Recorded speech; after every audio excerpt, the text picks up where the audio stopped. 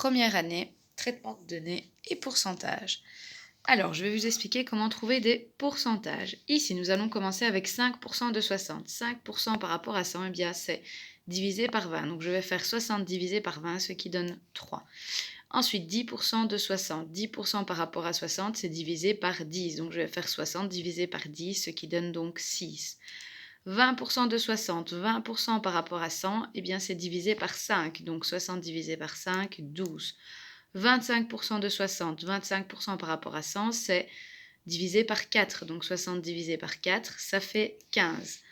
Ensuite, 50% de 60, 50 par rapport à 100, c'est divisé par 2. Donc 60 divisé par 2, 30. 75% de 60, 75%, c'est 3 quarts de 100%. Donc je vais prendre 60 que je vais diviser par 4, ce qui donne 15, je l'ai trouvé tout à l'heure, et que je vais multiplier par 3. 15 fois 3, ça fait 45. Alors ici, j'ai 68% de 60, mais 68% de 60, il n'y a pas de règle. Donc du coup, je vais devoir utiliser ma calculette.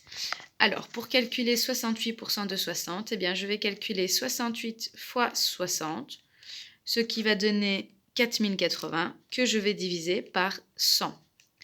Ce qui donne, alors ici la calculette elle donne une réponse en fraction, mais ce n'est pas grave, je vais appuyer sur la touche SD. Ça va donc me donner la valeur décimale qui est donc 40,8. Passons maintenant aux augmentations et réductions. Ici, nous avons calculé le pourcentage. Nous n'avons pas calculé le prix final que nous allons payer. Prenons deux exemples. Une augmentation. Nous avons une TVA de 21%. Une TVA, c'est quoi? C'est une taxe de valeur ajoutée. Alors, nous avons 200 euros. Nous allons donc trouver donc le prix final en un calcul. Nous partons donc de 200 euros, auquel nous allons devoir ajouter, eh bien, 21%. Je traduis tout simplement 21%. De combien? Eh bien, de 200 euros.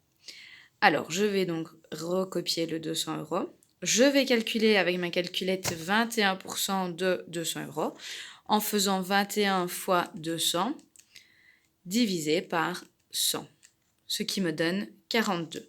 Donc, plus 42. Ce qui va me donner un prix final de 242 euros. Alors maintenant, nous passons donc à une réduction. Donc nous avons une réduction de 20%, ce sont les soldes, sur un prix de 200 euros. Donc je pars de 200 euros, auquel cette fois-ci je vais retirer 20%, donc 20 sur 100, de combien? De 200 euros. Égal. Le 200, il reste. Je vais calculer 20% de 200 euros en faisant 20 fois 200 divisé par 100, ce qui va donner 40, donc moins 40.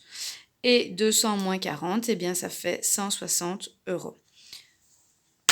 Alors maintenant, passons au repère cartésien. Le repère cartésien, c'est quoi? Eh bien, il est constitué de deux axes. L'axe horizontal, que l'on appelle l'axe des X et l'axe des abscisses, donc cet axe, il a trois noms. Nous avons également l'axe vertical, l'axe des Y, qui s'appelle également l'axe des ordonnées.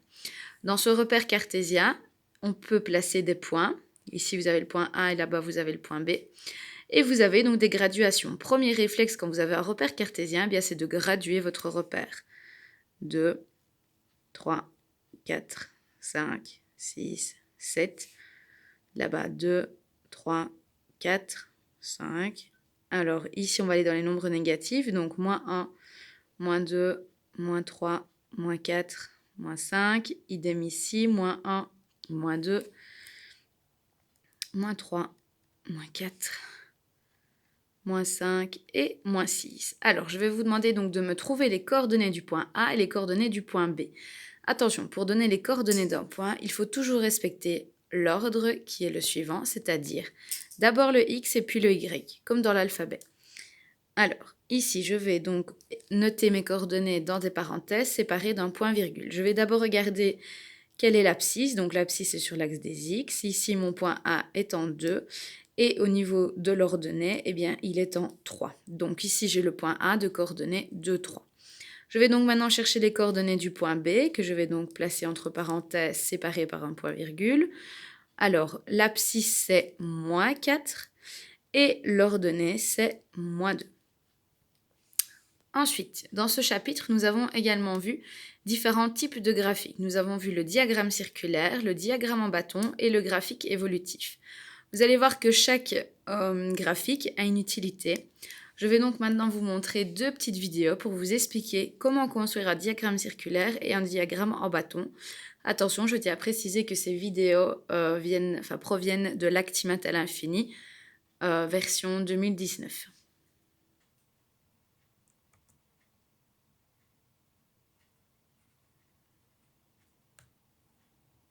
Construire un diagramme circulaire.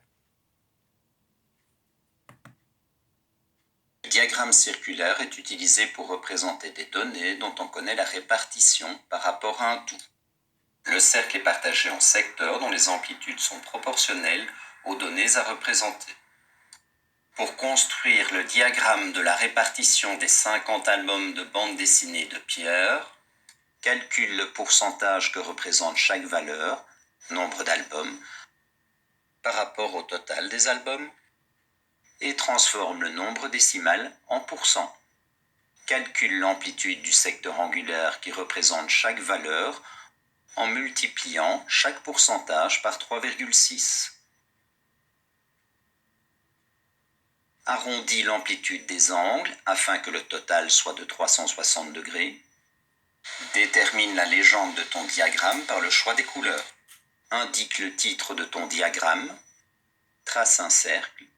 Trace un rayon quelconque du cercle.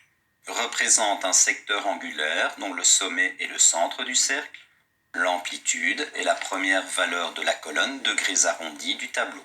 Construis ensuite de manière consécutive des secteurs angulaires en utilisant les différentes amplitudes arrondies du tableau. Colorie chaque secteur angulaire en respectant la légende. Indique les pourcentages dans les différents secteurs angulaires. Construire un diagramme en bâton. Le diagramme en bâton est utilisé pour comparer des données. La hauteur de chaque bâton est proportionnelle au nombre qu'il représente. Pour construire le diagramme de la répartition hebdomadaire du nombre de kilomètres, indique le titre de ton graphique, répartition hebdomadaire du nombre de kilomètres. Horizontalement représente les différentes valeurs de la variable jour de la semaine de manière régulière. Verticalement, indique distance en kilomètres. Choisis le repère en tenant compte de la hauteur disponible et du nombre maximum rencontré dans les données. Gradue l'axe vertical de 20 en 20 km tous les 5 mm. Trace un rectangle dont la hauteur correspond à la valeur du lundi, soit 100 km, c'est-à-dire de 25 mm. Trace un rectangle dont la hauteur correspond à la valeur du mardi, soit 120 km, c'est-à-dire de 30 mm. Trace un rectangle dont la hauteur correspond à la valeur du mercredi, soit 135 km, c'est-à-dire de 34 mm. Trace un rectangle dont la hauteur correspond à la valeur du jeudi, soit 80 km, c'est-à-dire de 20 mm. Trace un rectangle dont la hauteur correspond à la valeur du vendredi, soit 64 km, c'est-à-dire 16 mm. Voilà donc toutes les infos que vous devez connaître pour ce chapitre. Bon travail!